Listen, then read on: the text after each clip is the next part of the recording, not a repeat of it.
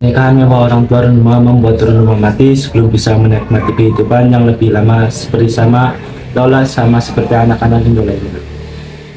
Pernikahan mereka lancar hingga saya lahir dan berusia 5 bulan. Semuanya berakhir begitu saja. Malam itu, malam terakhir Runuma hidup di dunia. Ia menghembuskan nafas terakhirnya di kedua tangan orang tuanya. Mereka tidak pernah akur sejak pernikahannya terbongkar. Dan ayah Runuma menanggung para hutang sebagai kaum bangsawan. Dia harus membayar 12 kerbau dewasa untuk menyeting ibu Runuma. Maka dia harus menguut uang kiri kanan tentu dengan bunga yang sangat besar. Setelah 1 tahun lebih pernikahannya mereka, uang tersebut masih belum bisa dilunasi oleh ayah Runuma. Ayah Runuma menjadi orang yang sangat pemarah dan sering memukuli dan mengumpati ibu Runuma. Namun malam itu Runuma yang sangat sial. Aduh, utangku ini sudah sangat menumpuk. Ini gimana sih solusinya?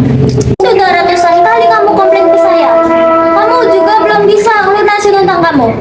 Loh sih, kalau saya sudah lunasi utangnya, aku nggak bakal komplain ke kamu. Kamu pikir cari uang itu mudah? Cari pekerjaan yang lain dong. Masa salahin saya? Saya juga lelah. Lebih baik saya urusin Runduma. Kalau kamu lelah, apalagi saya. Tahu nggak sih, semua ini gara-gara kamu. Kalau bukan kamu, saya mungkin sudah kaya raya. Masa salahin saya? Saya juga lelah. Diam kamu.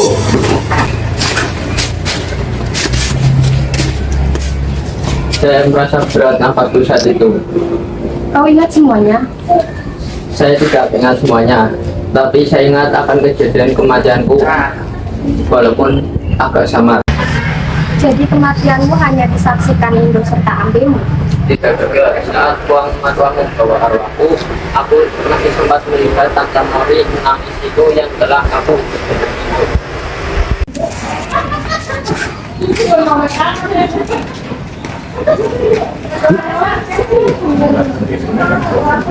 Apa yang terjadi? Runduma tidak bernafas lagi.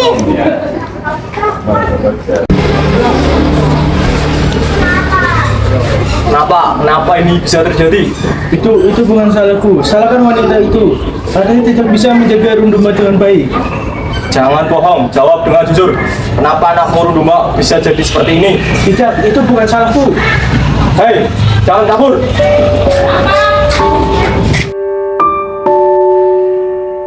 Saya tidak punya siapa-siapa. Jangan bilang begitu. Ada kami dan Indo. Gimana kalau kita pergi temui teman-teman yang lain? Buat apa? Saya tidak mau mengganggu mereka lagi. Enggak, aku yakin mereka mau berteman dengan kamu kok. Baki turun bersama kabut yang menutupi tebing-tebing batu dan kakar-kakar akar yang menjulang tinggi di Bukit Toraja. Pohon tara tempat tinggal Lola dan Runuma terasa dingin sekali pagi itu. Riuh suara-suara terdengar di halaman Pasliran.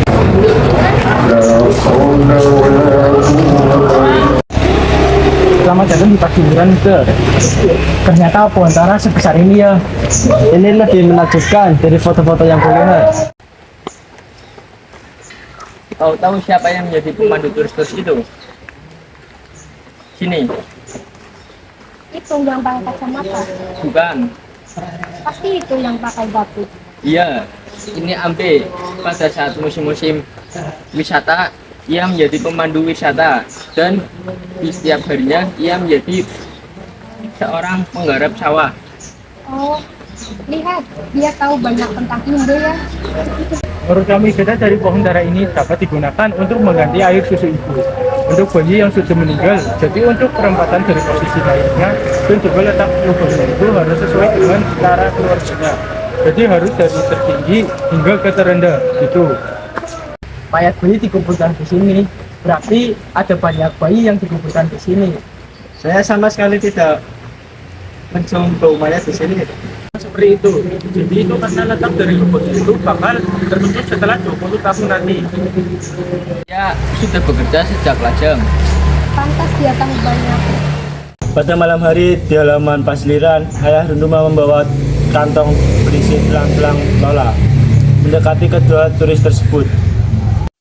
Menurutmu apakah dia benar-benar akan membawa mayat bayi itu? Ku dengar dia terjerat utang, bahkan sampai ratusan. akan sulit baginya jika tidak membayar utangnya. Bagaimana? Apakah memuaskan? Sangat memuaskan. Tidak kusangka kamu seberani ini. Bagaimana dengan uangnya? Semoga kamu bisa melunasi utang tersebut. Terima kasih.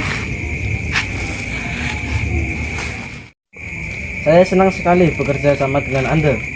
Cepatlah kalian pergi, nanti ada warga yang lihat. Ya, saya akan pergi sekarang.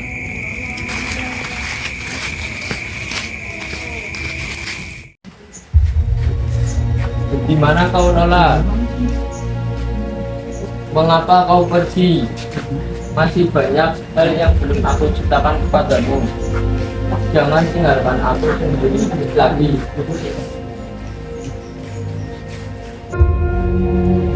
Aku juga nggak mau sendirian, Duma. Duma, maaf, aku tidak bisa bersamamu lagi karena ini bukan tempat tinggalku. Itulah kisah Lola dan Runuma. Memungkinkah di kehidupan selanjutnya mereka dapat bertemu lagi? Runuma tetap melanjutkan kehidupannya walaupun hatinya kosong tanpa Lola.